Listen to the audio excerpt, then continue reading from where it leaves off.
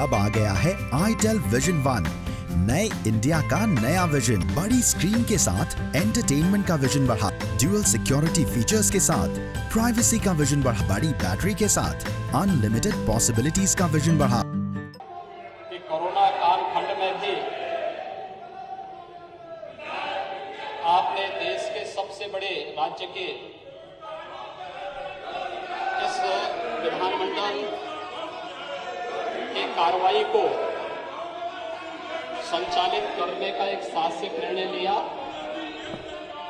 और आज विधायी कार्य को संपन्न करते हुए यह कार्य सफलतापूर्वक आगे बढ़ रही है।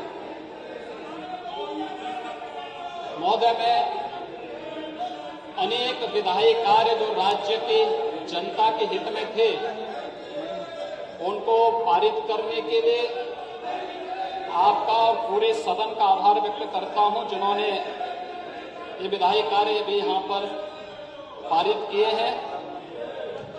आज गणेश चतुर्थी भी है। पूरे देश के अंदर गणपति बप्पा की पूजा और अनुष्ठान का कार्य प्रारंभ हुआ है। गणपति हमारे यहां अग्र देवता के रूप में पूजे जाते हैं। स्वाभाविक रूप से भारत की परंपरा में गणपति पूजन उसी परंपरा का प्रतिनिधित्व कर रहा है। मैं इस अवसर पर गणेश चतुर्थी की बधाई पूरे सदन के मान्य सदस्यों को और पूरे प्रदेशवासियों को देता हूं। महोदय, सदन हमारा ऐसे समय में चल रहा है जब इस पूरी दुनिया कोविड-19 की वैश्विक महामारी से तो जूझ रहा है, लेकिन साथ ही साथ यह सदन उन परिस्थितियों में हो रहा है जब देश के अंदर एक ऐतिहासिक निर्णय को लेकर के पूरी दुनिया के अंदर एक नया उमंग है, एक नया उत्साह है। 492 वर्षों के बाद अयोध्या में मर्यादा पुरुषोत्तम भगवान श्री राम के भव्य मंदिर निर्माण की कार्रवाई देश के यशस्वी प्रधानमंत्री आदरणीय नरेंद्र मोदी जी के कर कमलों से शुभारंभ होना उत्तर प्रदेश वासियों के लिए गौरव का विषय है और मैं इस अवसर पर इस सदन की अपनी भूमिका रही है पूरे सदन के सभी माननीय सदस्यों को, अपने कैबिनेट के सभी सदस्यों को हृदय से बधाई देता हूं और आदरणीय प्रधानमंत्री जी का, आदरणीय गृह मंत्री जी का हृदय से आभार व्यक्त करता हूं कि श्री राम जन्मभूमि विवाद मंदिर निर्माण से संबंधित जो विवाद था, 492 वर्षों से चले आ रहे विवाद का पटाक्षेप शांतिपूर्ण तरीके से, लोकतांत्रिक तरीके से संपन्न करवा करके भारत ने अपनी लोकतांत्रिक ताकत का एहसास भी कराया है और साथ साथ अपनी संवैधानिक और न्यायपालिका की ताकत का एहसास भी दुनिया के अंदर करवाया है। हम सब के लिए गौरव का विषय है और इस अवसर पर मैं यही कहना चाहता हूं कि सचमुच हम सब सौभाग्यशाली हैं कि 492 वर्षों में अनेक पीढ़ियां गई, संघर्ष चलता रहा, 76 से अधिक बड़े बड़े युद्ध हुए, 4 लाख से अधिक श्रद्धालु वहां पे शहीद हुआ और अंततः जो लोग पहले बड़ी बड़ी धमकियां देते थे, आपने देखा होगा जब 9 नवंबर 2019 को फैसला आया, उत्तर प्रदेश के लोकतांत्रिक इतिहास का सबसे शांतिपूर्ण दिन था। ये मर्यादा पुरुषोत्तम भगवान श्री राम की ताकत का, ये वही ताकत है जिस ताकत को दुनिया ने भी समझा है, लेकिन बहुत सारे लोगों को राम राज्य की अवधारणा अच्छी नहीं लगती और इसीलिए मर्यादा पुरुषोत्तम भगवान श्री राम के मंदिर निर्माण की प्रक्रिया आगे बढ़ने से उनकी भावनाएं और वे लोग अपने अंदर की कुंठा को दबा नहीं पाए, वो बरबस निकल रहा है किसी न किसी रूप में, और किस रूप में निकल रहा है मुझे तो देख करके आश्चर्य होता है उन सबके वक्तव्यों को देख करके। और वक्तव्य भी किस रूप में सामने आते हैं। यानी जब देश में हर्ष और उमंग का विषय, उत्साह का एक नया माहौल है, दुनिया भारत को बधाई दे रही है, प्रधानमंत्री मोदी जी का अभिनंदन कर रही है, गृह मंत्री अमित शाह जी का अभिनंदन कर रही है। तिथियां किस रूप में मिलती हैं। 9 नवंबर 1989 को पूज्य संतों ने अयोध्या में राम मंदिर निर्माण का एक संकल्प लिया था और 9 नवंबर 2019 में 40 साल के बाद यह फैसला हिंदू समाज के पक्ष में आया, से राम मंदिर निर्माण के पक्ष में आया है और सर्वसम्मत फैसला आया। 5 अगस्त 2019 में इस देश के अंदर सत्ता लोलुप राजनीति की एक बड़ी गलती का परिमार्जन देश की संसद में आदरणीय प्रधानमंत्री जी के मार्गदर्शन में आदरणीय गृह मंत्री श्री अमित शाह जी ने कश्मीर की धारा 370 को सदैव के लिए समाप्त करके आतंकवाद की ताबूत पर अंतिम कील ठोकने का कार्य किया। तो 5 अगस्त 2020 ठीक एक वर्ष के बाद 492 वर्षों का ऐतिहासिक कालखंड भी हम सबको देखने को मिला है। हम सब सौभाग्यशाली हैं कि हमारी पीढ़ी के सामने ये सारे कार्य संपन्न हो रहे हैं और हम भव्य मंदिर निर्माण का मार्ग दिखाएंगे। महोदय, इस अवसर पर बहुत सारे लोगों के वक्तव्य इसके बाद जिस रूप में आए हैं, जिन लोगों को राम के वास्तविकता पर ही विश्वास नहीं था, उन्हें राम की ताकत का एहसास अब तो हो रहा होगा। अब रोम की भाषा बोलने वाले लोग भी राम राम चिल्लाने लग गए हैं। भले वह परशुराम के बाना ही क्यों न हो, लेकिन उन्होंने चिल्लाना तो शुरू किया है, क्योंकि राम का नाम तो ऐसा है कि आप जिस भी रूप में ले लें, राम के नाम पर ले लें, चाहे परशुराम के नाम पर ले लें और चाहे मरा के नाम पर ले लें, वो तो हर एक का उद्धार कर देता है।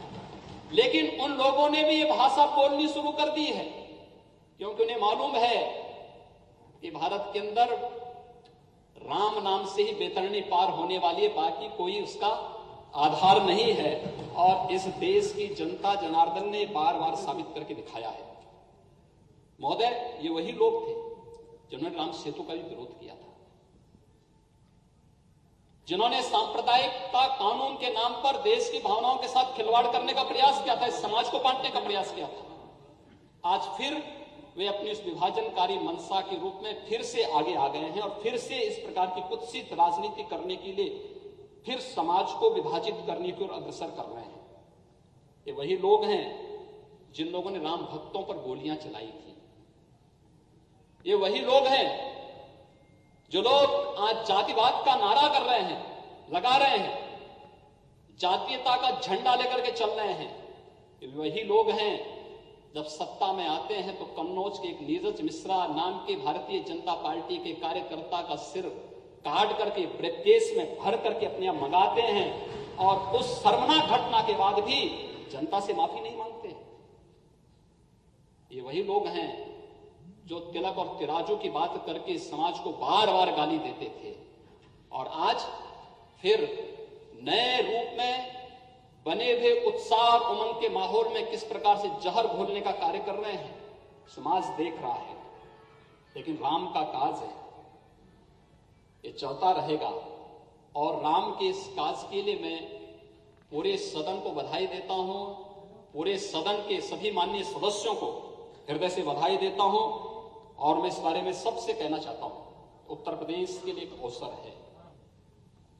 ये सच है, हम सब वैश्विक महामारी से लड़ रहे हैं, हम लोग लड़ेंगे।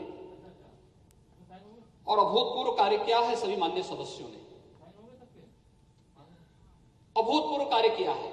आज उत्तर प्रदेश के अंदर मैं आंकड़ों पे जब आऊंगा तो वे आंकड़े किस रूप में सामने आते हैं, बताते हैं कि एक एक व्यक्ति ने, एक एक जनप्रतिनिधि ने सेवा की जो अप्रतिम मिसाल प्रस्तुत की है, उसका परिणाम है कि देश के अंदर सबसे बड़ी आबादी का राज्य अपने यहां कोरोना को नियंत्रित, काफी हद तक नियंत्रित करने में सफल रहा है। और उस कार्यक्रम को आगे बढ़ाने की दिशा भी हमारे सामने अयोध्या में श्री राम मंदिर निर्माण की कार्रवाई, यह एक अभूतपूर्व घटना है। और इस अभूतपूर्व घटना को आने वाले समय के लिए और भी स्मरणीय बनाने के लिए हम सब उस दिशा में एक नए प्रयास के साथ अयोध्यापुरी के विकास की एक नई रूपरेखा तैयार कर रहे हैं। लेकिन अभी तो हमें अयोध्या में 5 अगस्त को राम जन्मभूमि मंदिर निर्माण के लिए जिस कार्य का शुभारंभ आदरणीय प्रधानमंत्री जी ने किया है, उस कार्य के प्रसाद को देश के अंदर हर प्रदेश तक, हर जनप्रतिनिधि तक पहुंचाने के अभिनव कार्य को हमें अपने हाथों में लेना है। और मुझे लगता है प्रसाद देश के अंदर और दुनिया के अंदर पहुंचना ही चाहिए। और ये उत्तर प्रदेश में सरकार इस दायित्व को निभाएगी कि प्रसाद सब तक पहुंचेगा। मैं जानता हूं हमारे बहुत सारे जनप्रतिनिधियों को, माननीय विधायकों को प्रसाद यहां मिला है। हमारे अयोध्या के माननीय विधायक जी लेकर के आए हैं।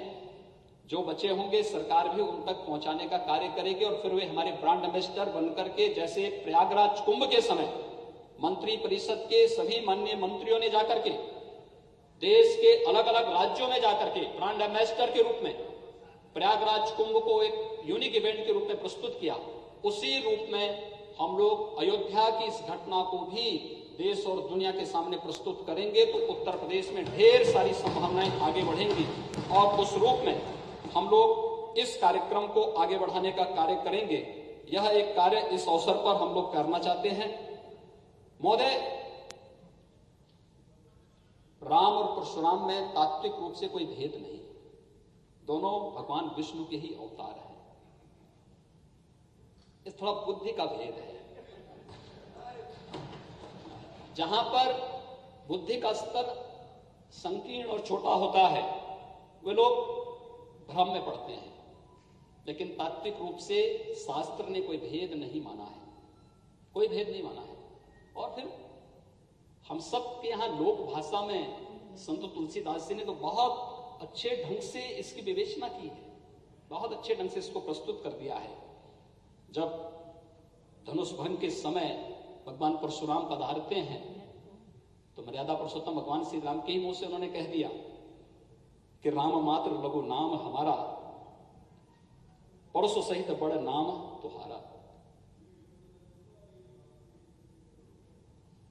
देव एक गुण धनुष हमारे, नवगुण पनम पुनीत तुम्हारे। सब प्रकार हम तुम सन हारे, क्षमो विप्र अपराध हमारे। ये भगवान राम की मर्यादा है भगवान परशुराम के प्रति इस प्रकार के सम्मानजनक शब्दों का उच्चारण करना कि हे देव, हमारे तो एक ही गुण है धनुष,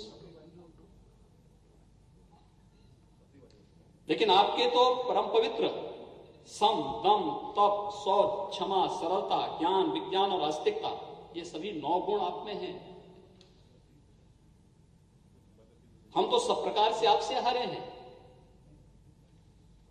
क्योंकि आप विप्र हैं और हमारे अपराधों को क्षमा कीजिए। भगवान राम ही कह सकते हैं। और भगवान परशुराम ने भी फिर यही बात कही कि राम रमापति कर धन लेहूं, खींचों मिटे मोर सत्य हूं। यह है भारत की मर्यादा।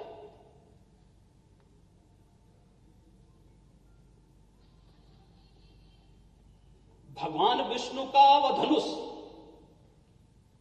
कि आखिर ये संदेह मिटे कैसे, क्या मैं जो देख रहा हूं क्या वो सच है। और उन्होंने यही कहा, हे राम, जो मैं देख रहा हूं ये धनुष लीजिए, इसका संधान कीजिए। और वो धनुष स्वतः ही राम के पास पहुंचता है और उसके बाद पुनः भगवान परशुराम के मुंह से निकल पड़ता है कि जय रघुवंश बनज बन भानु, गहन धनुज कुल दहन कृषानु। जय सुर विप्र धेनु हितकारी, जय मद मोह कोह ब्रह्महारी।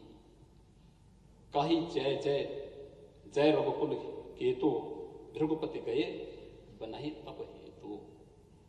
अगर उन्होंने राम और परशुराम के महत्व को समझा होता तो अपनी जातिवादी विभाजनकारी कुत्सित मंशाओं को व्यक्त करने के बजाय देश की खुशी के साथ ये लोग भी उमंग और उत्साह के साथ आए होते तो भारत की ताकत कई गुना बढ़ी होती।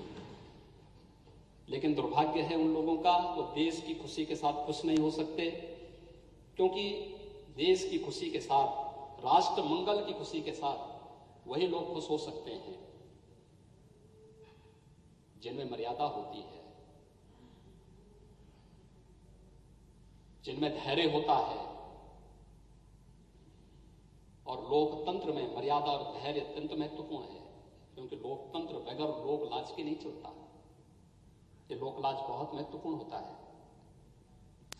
व्यक्ति कुछ समय के लिए झूठ का सहारा लेकर के समाज के चेहरे पर धूल तो झोंक सकता है, लेकिन विधाता से कभी बच नहीं सकता है, कभी नहीं बच सकता है। और ये गलती वे लोग कर रहे हैं जो 492 वर्षों की गलती के परिमार्जन के फलस्वरूप अयोध्या में जो अवसर आया है, उस अवसर पर भी जिन लोगों ने राजनीति करके और उस अवसर को धूमिल करने का प्रयास किया है, महोदय, उन लोगों को समाज जवाब देगा, समय के अनुरूप जवाब देगा, अवश्य जवाब देगा। महोदय, देश वैश्विक महामारी कोरोना से जूझ रहा है और उत्तर प्रदेश भी उस महामारी से जूझ रहा है। पूरी दुनिया उससे त्रस्त है और पूरी दुनिया के अंदर जिस प्रकार का माहौल है, बड़ी पैमाने पर मौतें हुई हैं, करोड़ों की संख्या में संक्रमित लोग हुए हैं, व्यापक पैमाने पर अर्थव्यवस्था पर इसका असर पड़ा है, आस्था पर कहीं न कहीं आस्थाएं आहत होती हुई दिखाई देती हैं।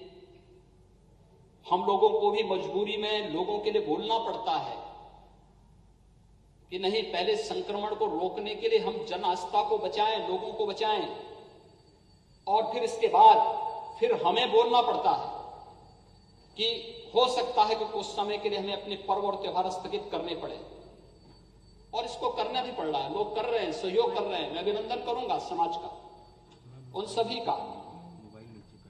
बड़े बड़े पर्व और त्योहार हम लोगों ने आह्वान किया। रामनवमी का पर्व अयोध्या में नहीं होगा, अपेक्षित थी कि 2 करोड़ की भीड़ आएगी, और देखा होगा सब लोगों ने कहा कि नहीं, हम सहयोग करेंगे। आदरणीय प्रधानमंत्री जी का आह्वान था, लॉकडाउन होना, लॉकडाउन में सभी लोगों ने सहयोग किया। जनता कर्फ्यू में पूरा देश उमड़ पड़ा, एक साथ सब लोगों ने मिल करके उस अभियान का हिस्सा बन करके कार्यक्रम किया। लॉकडाउन में जो समय से लिए गए निर्णय के परिणाम स्वरूप देश को बचाने में मदद मिली, लेकिन उस सब के बावजूद इस वैश्विक महामारी, सदी की सबसे भीषण संक्रमण कोविड-19 से इस लड़ाई को लड़ने की तैयारी जिस रूप में हुई है और जिस रूप में कर रहे हैं, महोदय, अगर मैं आंकड़े प्रस्तुत करूं उत्तर प्रदेश की भी और देश के प्रमुख राज्यों की भी। दिल्ली का एक नमूना उत्तर प्रदेश में आता है और उत्तर प्रदेश में आके कहता है कि उत्तर प्रदेश में कोविड के खिलाफ कोई रणनीति नहीं बन पा रही है। यानी जिन्होंने दिल्ली को बर्बाद किया, जिन लोगों ने उत्तर प्रदेश और बिहार के नागरिकों के साथ दुर्व्यवहार करके वहां से जबरन वहां से भगाया, बेशर्मी के साथ अपने चेहरे पर बेशर्मी ओढ़े हुए वे लोग आकर के यहां पर आकर के उल जलूल वक्तव्य देकर के किस प्रकार की बातें करते हैं। अगर मैं आंकड़े आपके सामने पढ़ूं, उत्तर प्रदेश की आबादी है महोदय आज के दिन पे 23 करोड़ 78 लाख, और उत्तर प्रदेश के अंदर कुल पॉजिटिव केस हैं 1,72,000, सक्रिय केस हैं 48,000, उपचारित हुए हैं 1,21,000, मृत्यु हुई है 2,700, कुल टेस्ट हुए हैं 41,84,900। हमारे पास 10 लाख पे केस कुल 744 हैं, मृत्यु प्रति 10 लाख में 12 है, और मृत्यु दर है 1.6%।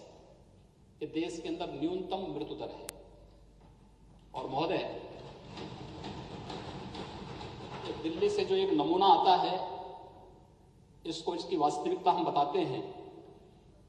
दिल्ली की कुल आबादी है 1,80,00,000। दिल्ली में कुल पॉजिटिव केस हैं 1,56,000। दिल्ली में मृत्यु हुई है 4,235, यानी उत्तर प्रदेश के 2,700 की तुलना में 4,200। यूपी में प्रति 10 लाख पे केस हैं 744, दिल्ली में है 7,880। प्रति 10 लाख पे यूपी में मृत्यु है 12, दिल्ली में है 214। यूपी में है मृत्यु दर 1.6, दिल्ली में है 2.7%। और यूपी में पॉजिटिविटी है 4.1% और दिल्ली में है 11.5%। ये हैं लोग। इन चेहरों को थोड़ा पहचानो, ये विभत्स चेहरे, इस सत्ता को लूटने वाले चेहरे, समाज को गुमराह करके बेशर्मी के साथ आकर के धमकी देने वाले चेहरे, ये वही चेहरे हैं। इनको पहचानने की आवश्यकता है। लोकतंत्र के नाम पर कलंक बनाने वाले चेहरे, और ये वे चेहरे हैं। और महोदय, आज के दिन पर देश के अंदर न्यूनतम मृत्यु दर के साथ उत्तर प्रदेश कोरोना की इस लड़ाई को लड़ रहा है। दुनिया के अंदर बड़े देशों के साथ अगर हम तुलना करें, अमेरिका, महोदय, अमेरिका की कुल आबादी है 32,72,00,000। अमेरिका में कुल पॉजिटिव केस हैं 57 लाख, सक्रिय केस हैं 24,62,000। मृत्यु हुई है 1,76,000।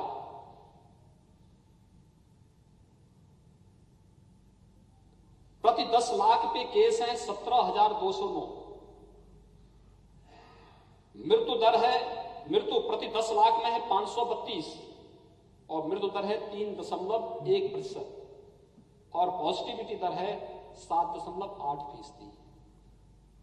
अमेरिका दुनिया की सबसे बड़ी सामरिक ताकत भी है, आर्थिक ताकत भी है। ब्राजील, आबादी है 20,95,00,000।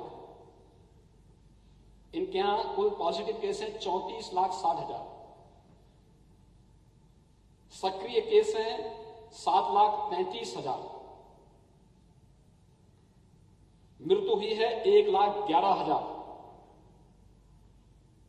प्रति 10 लाख पे केस हैं 16,264। प्रति 10 लाख पर मृत्यु हुई है 523। मृत्यु दर है 3.2% और पॉजिटिविटी है 25.2%। ये महोदय, ये आंकड़े हैं दुनिया के भी और देश के भी। और इन आंकड़ों के बीच में हम लोगों को कार्य करना, यहां पे हम लोगों ने और पूरी टीम ने कार्य किया। उत्तर प्रदेश पहला राज्य था जिसने अपने यहां के श्रमिकों,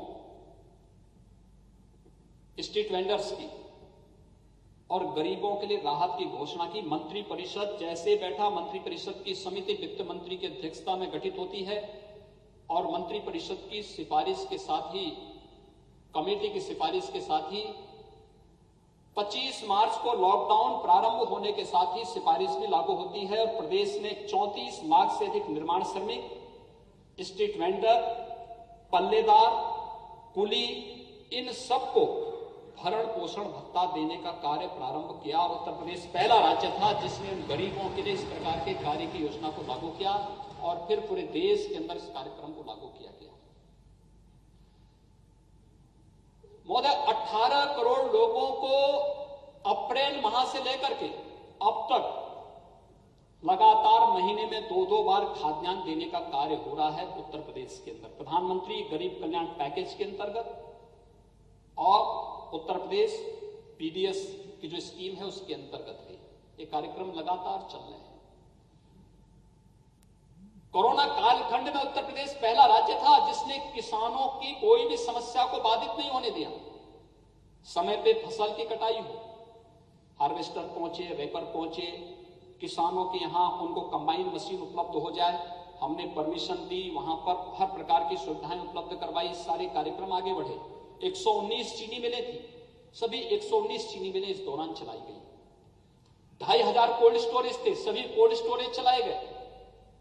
और तो और उत्तर प्रदेश के सामने 25 को लॉकडाउन होता है मार्च को, 27 तारीख को दिल्ली से जबरन उत्तर प्रदेश और बिहार के लोगों को भगा दिया जाता है।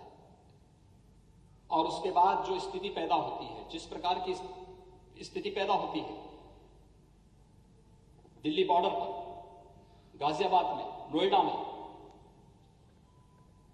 उत्तर प्रदेश परिवहन निगम ने अगले 48 घंटे के अंदर सभी 3.5 से 4 लाख उत्तर प्रदेश वासियों को भी और बिहार वासियों को भी सुरक्षित उनके गांव तक या क्वारंटीन सेंटर तक पहुंचाने का कार्य किया। ये उत्तर प्रदेश ने ही किया।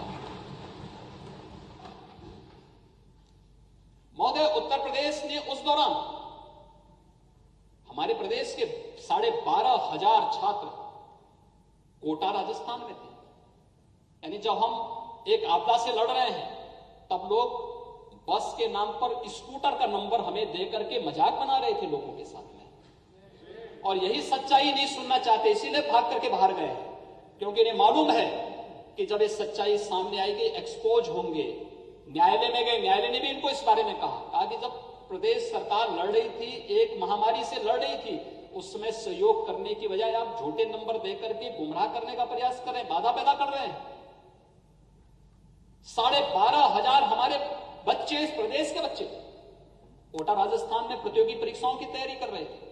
हम लोगों ने उन सभी बच्चों को उसी दौरान उत्तर प्रदेश परिवहन निगम की बसेज को लगा करके सुरक्षित उनके घर तक पहुंचाने का कार्य किया, और वे सभी बच्चे अपने घर में सुरक्षित रहे। एक भी इंफेक्शन इस मामले में भी नहीं आया। प्रयागराज में 15,000 छात्र प्रतियोगी परीक्षाओं की तैयारी कर रहे थे, कहीं कोई समस्या नहीं, उन सबको सुरक्षित उनके घरों तक पहुंचाने का कार्य भी उत्तर प्रदेश परिवहन निगम की बसेज से किया गया। जिन राज्यों ने हमसे मदद मांगी, मध्य प्रदेश ने मदद मांगी, हमने उत्तर प्रदेश में मध्य प्रदेश वासियों को भेजा। बिहार की सरकार ने मांगा, हमने उत्तर प्रदेश के परिवहन निगम की बसेज से उनको भेजने का कार्य किया। उत्तराखंड ने मांगा, उत्तराखंड के लोगों को भेजा। हरियाणा ने मांगा, हरियाणा के लोगों को भी हमने उत्तर प्रदेश से सुरक्षित उनके राज्यों में भेजने और पहुंचाने का कार्य किया। लेकिन उस क्राइसिस के दौरान भी जब राहत कार्य करना था, जब हमारे विधायक, हमारे सांसद राहत कार्य में लगे थे, तब भी विपक्ष वहां पे नकारात्मक राजनीति कर रही थी, और तब भी झूठे आंकड़े दे रही थी। बस के नाम पर स्कूटर का नंबर दे रही थी, कबाड़ गाड़ियों का नंबर दे रही थी, और अन्य मजाक बना करके जनता की सुरक्षा के साथ खिलवाड़ करने का कार्य कर रही थी। अक्षम्य अपराध इन लोगों का ये भी था। कहीं कोई समस्या नहीं, उन सबको सुरक्षित उनके घरों तक पहुंचाने का कार्य भी उत्तर प्रदेश परिवहन निगम की बसेज से किया गया। जिन राज्यों ने हमसे मदद मांगी, मध्य प्रदेश ने मदद मांगी, हमने उत्तर प्रदेश में मध्य प्रदेश वासियों को भेजा। बिहार की सरकार ने मांगा, हमने उत्तर प्रदेश के परिवहन निगम की बसेज से उनको भेजने का कार्य किया। उत्तराखंड ने मांगा, उत्तराखंड के लोगों को भेजा। हरियाणा ने मांगा, हरियाणा के लोगों को भी हमने उत्तर प्रदेश से सुरक्षित उनके राज्यों में भेजने और पहुंचाने का कार्य किया। लेकिन उस क्राइसिस के दौरान भी जब राहत कार्य करना था, जब हमारे विधायक, हमारे सांसद राहत कार्य में लगे थे, तब भी विपक्ष वहां पे नकारात्मक राजनीति कर रही थी, और तब भी झूठे आंकड़े दे रही थी। बस के नाम पर स्कूटर का नंबर दे रही थी, कबाड़ गाड़ियों का नंबर दे रही थी, और अन्य मजाक बना करके जनता की सुरक्षा के साथ खिलवाड़ करने का कार्य कर रही थी। अक्षम्य अपराध इन लोगों का ये भी था, और इसीलिए उन पर टिप्पणी करनी पड़ी थी माननीय न्यायालय को भी। महोदय, यह कार्यक्रम लगातार चलता रहा। उसके बाद उसी दौरान हम सब ने देखा तबलीगी जमात के कारण किस प्रकार से इंफेक्शन फैला था। उत्तर प्रदेश ने उसको भी बहुत मजबूती के साथ रोका। जिन लोगों ने उत्पात मचाना, क्योंकि बहुत सारे लोगों की आदत खराब होती है, मानते नहीं है, तो फिर जिस भाषा से मानते थे उस भाषा में मनवा करके और बहुत सख्त कार्रवाई की गई। सख्त कार्रवाई करने के बाद उस संक्रमण को रोकने का कार्य भी किया गया। उत्तर प्रदेश इसके बाद अपने उन नागरिकों की चिंता भी किया। 36 लाख से अधिक प्रवासी कामगार और मजदूर अलग अलग राज्यों में काम करते थे। उनकी सुरक्षित वापसी के लिए उत्तर प्रदेश परिवहन निगम ने, भारतीय रेल ने आदरणीय प्रधानमंत्री जी के अनुकंपा से जो व्यापक कार्य योजना बनाई, वे सभी लोग सुरक्षित आए।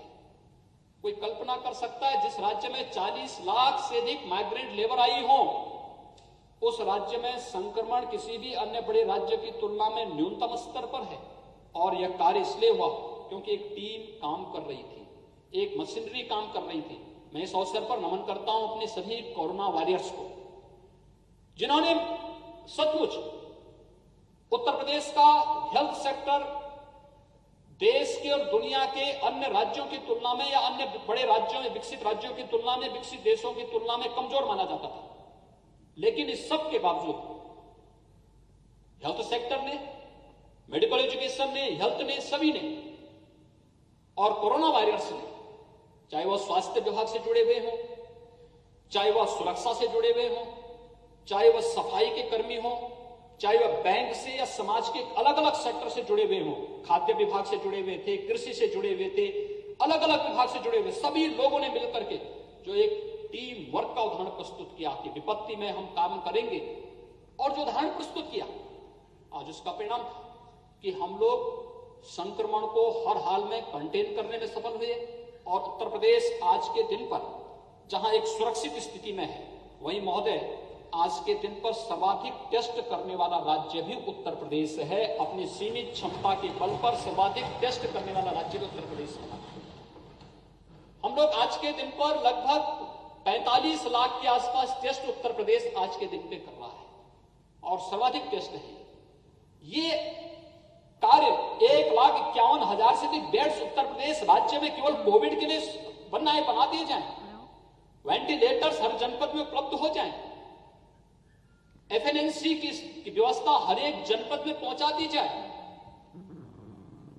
उत्तर प्रदेश की मशीनरी ने करके दिखाया और उस टीम वर्क के साथ कार्य करते हुए लगातार आज कार्य कर रहे हैं। इंफ्रास्ट्रक्चर डेवलपमेंट के कार्य, हाईवे हैं, एक्सप्रेसवे हैं, बड़े निर्माण के कार्य हैं। मंत्री परिषद की रिपोर्ट आने के साथ ही कमेटी ने अपनी रिपोर्ट दी, तत्काल ये कार्य प्रारंभ हो गए, युद्ध स्तर पर कार्य चल रहे हैं और आज उसका परिणाम है।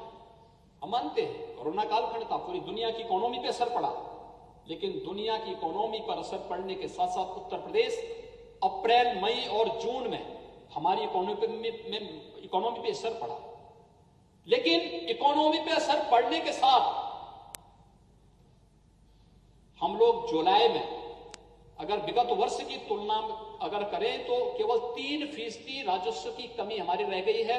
और मैं अनुमान करता हूं कि खन्ना जी की टीम उसको भी इस अगस्त महीने में पूरा करते हुए राजस्व की पूरी भरपाई कर देगी और फिर जो माननीय जनप्रतिनिधियों की भावनाएं हैं कि विकास के लिए और पैसा चाहिए, उसकी भी पूर्ति की जा सकेगी। इस दिशा से मैं उम्मीद करता हूं कि कार्य हम लोग अब जिस दिशा में तेजी के साथ आगे बढ़े हैं, ये कार्य अभूतपूर्व कार्य हो, हर एक ने कार्य किया। उधर प्रधानमंत्री जी पैकेज घोषित करते हैं 20 लाख करोड़ का, इधर एमएसएमई अगले दिन ही 2 लाख से अधिक यूनिट को 2,000 करोड़ रुपए से अधिक का ऋण वितरण करता है। उत्तर प्रदेश ने दिखाया कि हम काम करके दिखा सकते हैं, हर योजना का लाभ दे सकते हैं। महोदय, उत्तर प्रदेश को अगले 1 साल के अंदर 15,000 करोड़ रुपए अपने एमएसएमई यूनिट को लोन के रूप में देना था और हम लोग अब तक 10,000 करोड़ रुपए से अधिक बांट चुके हैं। और मुझे लगता है कि बहुत शीघ्र जो कार्य आगे होने जा रहे हैं, इन कार्यक्रमों को भी हम आगे करने जा रहे हैं, बहुत तेजी के साथ आगे बढ़ा रहे हैं। हर एक सेक्टर, हर एक ने अभूतपूर्व कार्य का, पावर में, बिजली, उस कालखंड में भी बिजली निरंतर मिलती रही लोगों को, कहीं कोई समस्या नहीं थी। और हम आभारी हैं आदरणीय प्रधानमंत्री जी के और सूचना और प्रसारण मंत्री भारत सरकार के, जिन्होंने रामायण और महाभारत के नाम पर एक बार फिर से लोगों में एक नई ऊर्जा का संचार कर दिया। पूरे कई बार तो मैं देख रहा था, उस दौरान मैं देखता था कि रामायण इस समय भी अगली बार भी क्यों भाई बार बार कैसे आ रहा है, कि नहीं लोगों की डिमांड है। यह है भारत की भावना। अगर इस भावना को समझने का प्रयास किया होता विपक्ष ने, तो राम के प्रति इस प्रकार की अनर्गल टिप्पणी ये लोग नहीं करते। लेकिन खैर, जो राम का हुआ उसके सारे काम अपने आप सिद्ध होते हुए चलते हैं। और ये तो भारत की परंपरा भी है, जिसने राम का नाम लिया वह सबके लिए पूज्य हो गया। बजरंग बली हनुमान हो या फिर महर्षि वाल्मीकि हो, सबके लिए पूज्य हो गए, त्रिकालदर्शी हो गए। हर देश, हर काल परिस्थिति में, हर प्रकार की मानवता के लिए पूज्य हो गए। लेकिन जिसने राम के साथ द्रोह किया, मारीच की तरह उसको दुर्गति को भी प्राप्त होना पड़ा है। ये हमें नहीं भूलना चाहिए। और महोदय, मैं इस अवसर पर यही कहना चाहूंगा कि उत्तर प्रदेश सरकार हर एक मोर्चे पर इस कार्य को आगे बढ़ाने का कार्य कर रही है। मैं सभी माननीय जनप्रतिनिधियों से और खासतौर पर अपने सभी माननीय विधायकगणों से भी अनुरोध करूंगा कि जो कार्य आप लोगों ने किया है, जिस तरीके से अभूतपूर्व मिसाल प्रस्तुत की है, खाद्यान्न वितरण की, राशन की, माइग्रेंट लेबर को लेकर के स्वयं की चिंता किए बगैर, उस दौरान में देखता था बहुत सारे विधायकगण जाते थे, उनके लिए शिविर लगाते थे, भोजन वितरण करते थे, लोगों को राहत देते थे, उनको सुरक्षित पहुंचाने का कार्य करते थे, एक एक गांव का विजिट करते थे। मुझे फोन करके बोलना पड़ता था कि भाई देखो, अपना स्वयं का बचाव पहले करिए, अपना बचाव करते हुए फिर हमें बचाव के कार्यक्रम को आगे बढ़ाना है। और इस कार्यक्रम को करते करते हमें अपने 2 मंत्री भी खोने पड़े। ये हमारे लिए एक त्रासदी है। लेकिन इस महामारी से लड़ते हुए भी उत्तर प्रदेश अगर 24 करोड़ लोगों के जन विश्वास का प्रतीक बना हुआ है, तो हमें इस विश्वास को और मजबूती से आगे बढ़ाना है। क्योंकि नवंबर तक अभी खाद्यान्न की योजना महीने में 2 बार जो देने की कार्रवाई चल रही है, इसको मजबूती के साथ आगे बढ़ाना। मैं अनुरोध करूंगा आप में से जितने भी माननीय जनप्रतिनिधि हैं, हर विधानसभा क्षेत्र में कोई ना कोई कस्बा है, कोई ना कोई नगर है। स्ट्रीट वेंडर के लिए बहुत अच्छी योजना आई है। इस स्ट्रीट वेंडर की योजना को अपने यहां लागू करने की तैयारी करिए। 10,000 का लोन हर स्ट्रीट वेंडर को अगर मिल जाता है, तो मुझे लगता है उसका रजिस्ट्रेशन करना, एक बड़े आयोजन के माध्यम से उन लोगों को लोन मेला लगा करके लोन उपलब्ध करवाना, और फिर डिजिटल पेमेंट के साथ आप उसको जोड़ देंगे, मुझे लगता है कि उसके जीवन में नया परिवर्तन होता हुआ दिखाई देगा। एमएसएमई सेक्टर में, विश्वकर्मा श्रम सम्मान में, और आज जो विधेयक आपने यहां पारित किया है, इस विधेयक में एमएसएमई में लगने वाली यूनिट में 1000 दिनों तक किसी प्रकार की कोई समस्या नहीं। आप आज अपना आवेदन करके काम अपना प्रारंभ कर दीजिए, 1000 दिनों में आप एनओसी लेते रहिए। और अगर आपने तय समय सीमा के अंदर आवेदन कर दिया है और नहीं दिया तो डीम्ड मान ली जाएगी कि आपको ले लिया, आपको दे दिया गया। इसके लिए फिर कोई अन्य प्रकार की उसकी आवश्यकता नहीं। ये एक बड़ा कार्य, और इस कार्य को करने की दिशा में हम लोगों को अभी से अपनी कार्य योजना बनानी चाहिए। खाद्यान्न, हर गरीब को खाद्यान्न देने की व्यवस्था। जो गरीब है, जिसके पास राशन कार्ड नहीं था, बनाइए आप राशन कार्ड। नेशनल पोर्टेबिलिटी ने तो यह भी व्यवस्था दे दी है, अगर उत्तर प्रदेश का कोई राशन कार्ड धारक है, अगर वह किसी ऐसे राज्य में जिसने अपने यहां ई-पॉस मशीन लगाई है, वहां पर भी उसने लगाई है, तो उत्तर प्रदेश में अगर खाद्यान्न नहीं लेना चाहता, महाराष्ट्र में लेना चाहता, तो महाराष्ट्र में भी उसको मिल सकता है। या महाराष्ट्रवासी है, अगर उसको वहां खाद्यान्न उसने नहीं लिया है और वह अपने राशन कार्ड से वहां पे महाराष्ट्र में बने हुए राशन कार्ड से उत्तर प्रदेश में राशन लेना चाहता है, उसको उत्तर प्रदेश में सुविधा प्राप्त हो सकती है। नेशनल पोर्टेबिलिटी ने, प्रधानमंत्री जी ने यह सुविधा दे दी है। हम प्रधानमंत्री जी के आभारी हैं कि उन्होंने नेशनल पोर्टेबिलिटी की व्यवस्था को लागू किया। उत्तर प्रदेश सबसे बड़ी आबादी का राज्य होने के बावजूद भी हमने इसको उत्तर प्रदेश के अंदर लागू किया है। यह सुविधा हम उत्तर प्रदेश को दे चुके हैं। एक बड़ा कार्यक्रम इसके साथ चल रहा है। मैं अपील करूंगा आपसे, पावर सेक्टर में बड़ा कार्य होने जा रहा है। 1.5 साल का समय भी आपके पास नहीं चुनाव के लिए। जितने बज रहे हैं विद्युतीकरण के लिए, अपनी पूरी सूची बना करके सरकार को उपलब्ध करवाएं, विभाग को उपलब्ध करवाएं।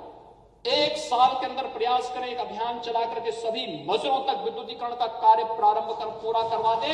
सरकार पूरा पैसा इसके लिए उपलब्ध करवाएगी। इसके लिए पैसे की कोई कमी नहीं आड़े आने वाली है।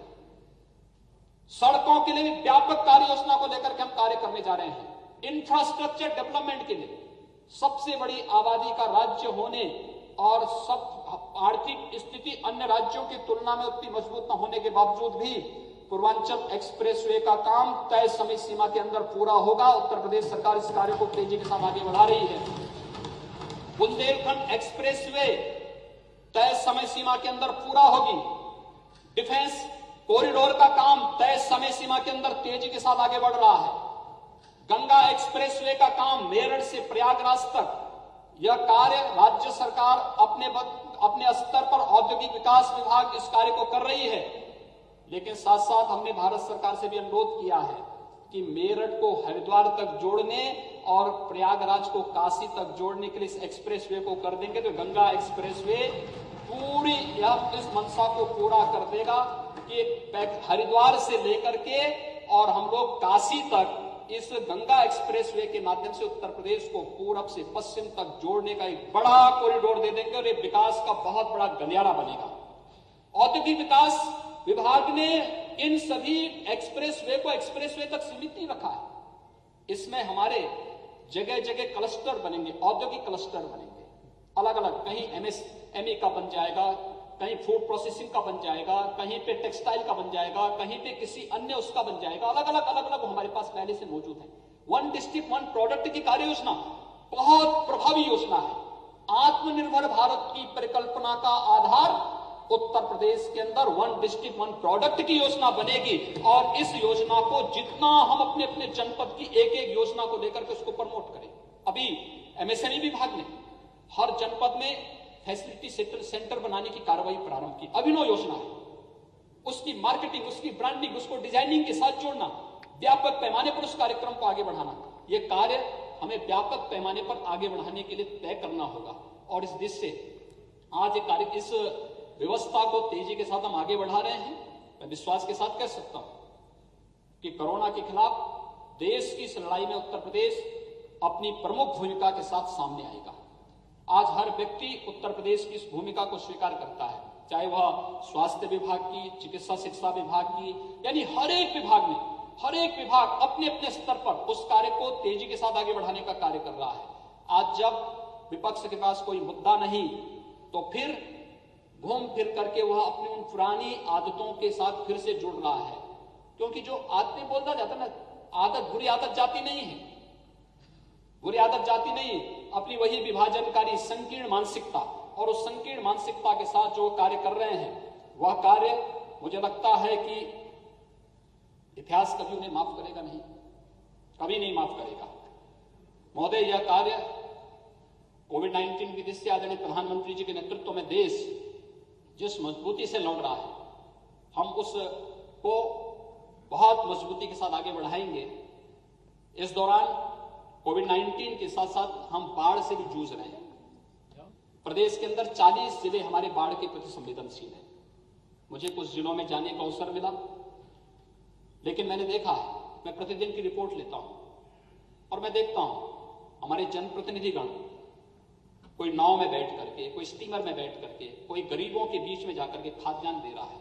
और मुझे लगता है कि जिस भी जनप्रतिनिधि ने खाद्यान्न के पैकेट गरीब तक पहुंचाए हैं, मुझे लगता है उस गरीब बेचारे के लिए हमेशा के लिए वो यादगार बनेगा।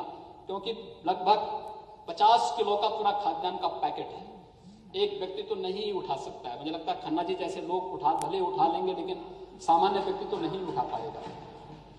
अब देखो, 10 किलो चावल, 10 किलो आटा, 10 किलो आलू, लाई, दाल, तेल, नमक, मिर्च, मसाला, केरोसिन, जिन जिलों में नहीं वहां भी आवंटन की तैयारी और युद्ध स्तर पर इस कार्य को। और मैं चाहूंगा कोविड-19 से भी लड़ना है, बाढ़ से भी लड़ना है और साथ साथ हर प्रकार की आपदा से लड़ करके हमें विजयश्री को वर्ण करना है। और इस विषय में आपका आह्वान करूंगा, कहीं भी कोई कमी होती है आप उसके बारे में अवगत बताएं, हम उसमें पूरी तत्परता के साथ राहत के कार्यों को वहां पर करने के लिए हर जनपद को कोविड-19 के लिए पर्याप्त धनराशि उपलब्ध कराई गई है। हर जनपद को बाढ़ की दृष्टि से पर्याप्त धनराशि उपलब्ध कराई गई है। किसी भी चीज की कमी कहीं नहीं होने दी जाएगी और बाढ़ से भी बचाएंगे, इससे भी बचाएंगे और साथ साथ अपराधियों से तो उत्तर प्रदेश को पहले ही बचाया जा चुका है और भी मजबूती के साथ बचाने का कार्य करेंगे। ये लोग कानून व्यवस्था की जो लोग बात कर रहे हैं ना, कानून व्यवस्था के लिए सबसे बड़े खतरे तो यही लोग थे। उत्तर प्रदेश में महोदय, अगर मैं 2016 की तुलना में अगर उत्तर प्रदेश के आंकड़ों को प्रस्तुत करूं तो महोदय, डकैती के मामलों में 74.5% की कमी आई है, अनुमान कर सकते हैं। लूट के मामले में 65.29% की कमी आई है। हत्या के मामले में 26.43% की कमी आई है। बलवा के मामले में 22.17% की कमी आई है। गृह वेदन में 12.69% की कमी आई है। रोड होल्डअप में 100% की कमी आई है। फिरौती के लिए अपहरण 54.55% की कमी आई है। दहेज मृत्यु में 8.55% की कमी आई है। बलात्कार के मामले में 38.74% की कमी आई है। ये उत्तर प्रदेश के अंदर घटते हुए आंकड़े हैं। और मैं अगर नेशनल क्राइम रिपोर्ट ब्यूरो, जो भारत सरकार का एक क्राइम इन इंडिया, अगर इसके आंकड़े प्रस्तुत करूं तो डकैती के मामले में उत्तर प्रदेश 31वां स्थान है। यानी 30 राज्य ऐसे हैं देश के अंदर जहां पर डकैती में उत्तर प्रदेश से ज्यादा डकैतियां पड़ती हैं। उत्तर सबसे बड़ी आबादी का राज्य होने के बावजूद ये स्थिति है। लूट में 20वां स्थान है। हत्या में 26वां, नगबजनी में 32वां, बलात्कार में 24वां, सीलभंग में 14वां, पास्को अधिनियम में 23वां, महिला संबंधी अपराध में 15वां। ये आंकड़े हैं उत्तर प्रदेश के अंदर। यानी 31वां स्थान का तात्पर्य 30 राज्य इससे ज्यादा अपराध इसमें पहले से हैं। ये भारत सरकार का नेशनल क्राइम रिपोर्ट ब्यूरो की आंकड़े हैं। और अगर ये आंकड़े भी इन लोगों के उससे नहीं दिखता तो इसमें हम बहुत तो नहीं कह सकते। और महोदय, अन्य मामलों में भी अगर हम देखें, ट्रिपल तलाक, देश के अंदर सर्वाधिक एफआईआर उत्तर प्रदेश ने की। 1434 एफआईआर हुई और 265 गिरफ्तार भी हुए। ट्रिपल तलाक के मामले का जिसने भी उल्लंघन किया और जबरदस्ती उसने कानून के साथ खिलवाड़ किया तो उसमें कार्रवाई करने में उत्तर प्रदेश ने देश के अंदर सबसे अधिक कार्रवाई भी इस मामले में की। यानी महिला सुरक्षा के प्रति जो कार्रवाई प्रदेश ने अंदर प्रारंभ की, उस कार्रवाई को लेकर के भी हम लोग इस कार्यक्रम को आगे बढ़ा रहे हैं। मैं इस अवसर पर अनुरोध करना चाहूंगा, मैंने आप सभी माननीय विधायकों से इस बारे में कहा भी कि अगर जो समय है, ये मान के चलिए 1 साल का ही समय आपके पास है, विद्युतीकरण का कार्य आप उन गांवों में करा दें जिन गांवों में आज तक कभी बिजली नहीं पहुंची। बहुत बड़ा कार्य होगा। और प्रस्ताव जितनी जल्दी बना करके भेज सकते हैं हमें बनाना चाहिए। दूसरा, जिन ग्राम पंचायतों में ग्राम सचिवालय नहीं है, जमीन मौके पे जाके आरक्षित करवाइए, प्रस्ताव भिजवाइए, तत्काल ग्राम पंचायत का काम वहां के लिए तत्काल प्रारंभ करवाने की तैयारी करवाइए। गांव को टेक्नोलॉजी के साथ जोड़िए, ऑप्टिकल फाइबर का कनेक्शन हर गांव तक पहुंचे और ग्राम सचिवालय को हर एक गांव में आप कई लोगों को रोजगार दे सकते हैं। जैसे रोजगार की दृष्टि से बहुत बड़ा कार्य हो सकता है और वह कार्य है खासतौर पर जो बहुत बड़ा कार्य हो सकता है, जैसे इस समय ग्रामीण विकास और पंचायती राज की तरफ से एक कार्य बैंकिंग कॉरेस्पॉन्डेंट सखी के रूप में प्रारंभ होने जा रहा है। हर गांव की किसी पढ़ी लिखी महिला को आप इस बैंकिंग कॉरेस्पॉन्डेंट सखी के साथ जोड़ सकते हैं। ऑनलाइन, यानी बैंकों में आपने देखा होगा कि हम पेंशन की राशि भेजते थे, अगले दिन लॉकडाउन के दौरान बड़ी संख्या में लोग भीड़ लगाते थे बैंकों में। अगर हम ग्राम सचिवालय में ही ये सुविधा दे दें कि लेन देन की सारी सुविधा बैंकिंग कॉरेस्पॉन्डेंट के माध्यम से गांव के अंदर होगी तो बैंक में भीड़ नहीं होगी, बैंक अपने अन्य कार्यों को संपन्न कर सकता है।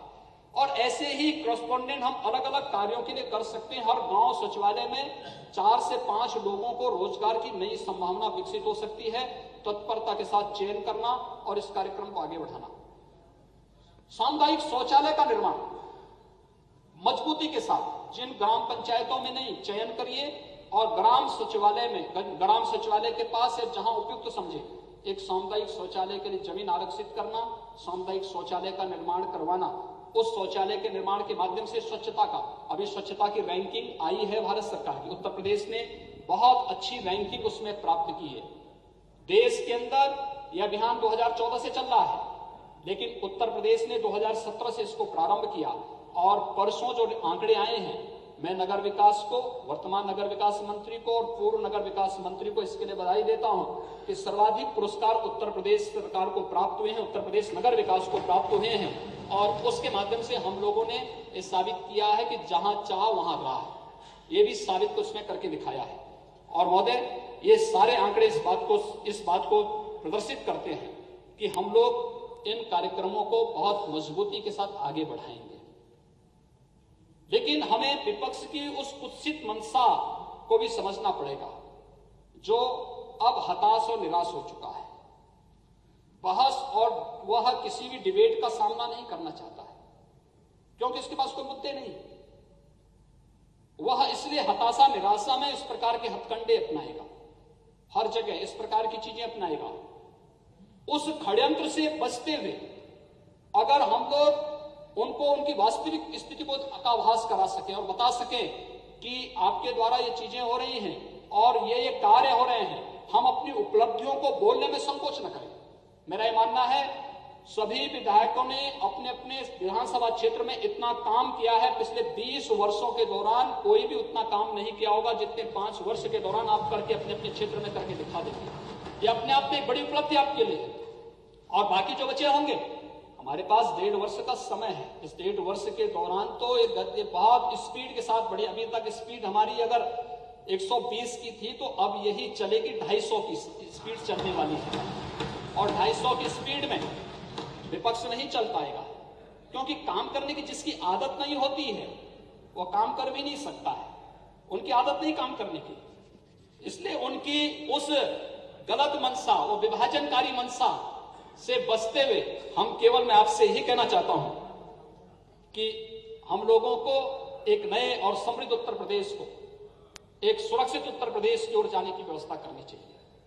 और मैं देख रहा था जब मैं सदन में घुसा, मुझे देख के आश्चर्य हुआ था कि विपक्ष के एक माननीय सदस्य अपने गले में तख्ती लटकाए हुए थे। तो मुझे मेरठ की घटना याद आ गई जहां पे एक अपराधी अपने गले में तख्ती लटका करके घूम रहा था और कह रहा था जान बख्शो, और जान बख्शो की बात कर रहा था और जान बख्शो की बात कर रहा था। मुझे लगता है जनता इनको जब सबक सिखाएगी तो यही बताएगी, तब फिर इन लोगों को इसी प्रकार की तख्ती लेकर के घूमना पड़ेगा जनता से माफी मांगने के लिए। ये जनता के अदालत में ये लोग वहां पर जनता के सामने, इनके सामने जवाब देते हुए नहीं बनेगा।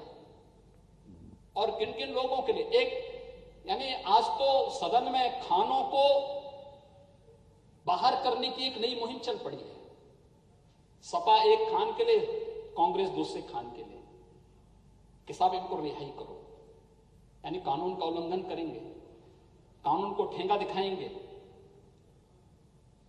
उस प्रकार की गतिविधियों में लिप्त रहेंगे जो समाज विरोधी भी हो और कहीं ना कहीं सुरक्षा को चुनौती देती हो, और उस सबके बावजूद गले में तख्ती लटका करके उन खानों का समर्थन हो रहा हो, तो महोदय ये क्या संकेत करता है? मुझे देख के तो अफसोस होता है कि कांग्रेस के एक नेता तो एक ऐसे व्यक्ति की रिहाई की मांग कर रहे हैं जिसके लिए बाहर से भी थ्रेट आ रहे हैं, अगर छोड़ा नहीं गया तो ये कर लेंगे। हमने कहा ये नया उत्तर प्रदेश है, यहां मालूम है ना कुछ करने के पहले दूसरे लोग की यात्रा करनी पड़ती है। बोल जाइए, यहां आकर के धमकी दोगे और थ्रेट करोगे सुरक्षा मशीनरी को, तो स्वीकार्य नहीं हो सकता है। अगर दूसरे लोग की यात्रा करनी है तो इस प्रकार की थ्रेट दो। अरे थ्रेट हम सुनने वाले नहीं हैं। मुझे केवल आपसे यह अपील करनी है कि महोदय, आपने बहुत महत्वपूर्ण निर्णय लिया। कोरोना कालखंड में सदन को चलाने का यह हमारी संवैधानिक बाध्यता थी। मैं सभी माननीय सदस्यों को हृदय से धन्यवाद भी दूंगा कि मैं जानता हूं इनमें से बहुत सारे माननीय सदस्यों के परिवार के लोग उनको सदन में नहीं भेजना चाहते थे। मुझे लगता है कोई बिरला ही होगा, जिस खन्ना जी जैसे लोग होंगे जिनको कोई पूछने वाला नहीं होगा।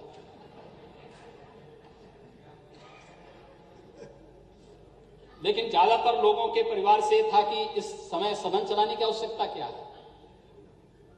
लेकिन सदन चलाया गया और सदन चलने के बाद आज हम सब यहां पर सदन की कार्रवाई को सफलतापूर्वक अनेक विधायी कार्यों को भी करते हुए अच्छा कार्य हो सकता है। सदन इस बात को साबित करेगा। उत्तर प्रदेश इस बात की मिसाल देश के अंदर प्रस्तुत करेगा और हम लोगों ने सोशल डिस्टेंसिंग का पालन करते हुए सदन की कार्रवाई को सफलतापूर्वक पिछले 3 दिनों के अंदर चलाया है। अलग विषय है, 2 दिन हमें कॉन्डोलेंस में जाना पड़ा, हमारे सामने दुखद समाचार थे। और आज शनिवार के दिन अवकाश के बावजूद सदन चल रहा है और माननीय सदस्यों की उपस्थिति, भारी मात्रा में उपस्थिति इस बात को प्रदर्शित करती है कि लोकतंत्र के प्रति हमारी आस्था उतनी ही प्रगाढ़ है जितनी मर्यादा पुरुषोत्तम भगवान श्री राम के प्रति हमारी आस्था है। और इसलिए महोदय, मैं अपने विपक्ष के मित्रों से यही बात कहना चाहता हूं। मैं श्लोक और मंत्र तो बोल सकता हूं लेकिन शायर जानता नहीं, शायरी जानता नहीं। लेकिन इतना मैं जरूर कहूंगा कि चमन को सींचने में कुछ पत्तियां झड़ गई होंगी। यही इल्जाम लग रहा है हम पर बेवफाई का। लेकिन महोदय, चमन को रौंद डाला जिन्होंने अपने पैरों से, वही दावा कर रहे हैं इस समन की रहनुमाई का। धन्यवाद।